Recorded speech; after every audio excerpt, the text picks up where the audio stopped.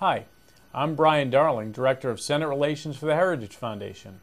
My job here is to make sure that the Heritage Foundation message on healthcare and other issues gets to Capitol Hill. Many of these senators and members of Congress are saying that the healthcare legislation pending before Congress is arcane and it's too hard for the American people to understand. Transparency is a very important issue in Washington, D.C. right now, and to the American people. As we saw at the town hall meetings, the American people read what the House put out there as Obamacare, healthcare reform. They didn't like what they read. They showed up at these town hall meetings and complained about the legislation.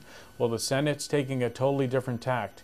What the United States Senate is doing right now is they're not letting legislation get out so the American people can read it. They're hiding the bill. There's something called the vapor bill pending right now in the Senate Finance Committee. Senate Finance Committee has been marking up not legislation, but a description of legislation, an empty piece of legislation, something that the American people haven't been allowed to see, something that other senators haven't been allowed to see.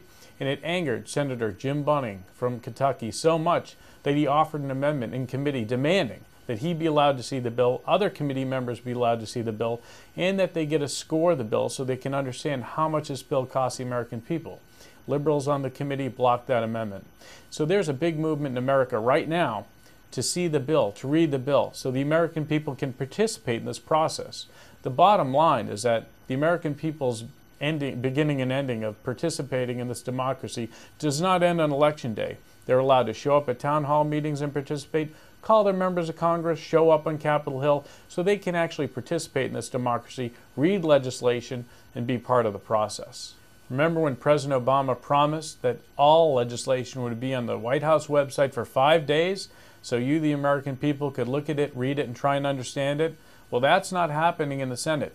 There's no bill, you can't read the bill, therefore you can't participate in this very important process. To see more videos like this, go to fixhealthcarepolicy.com.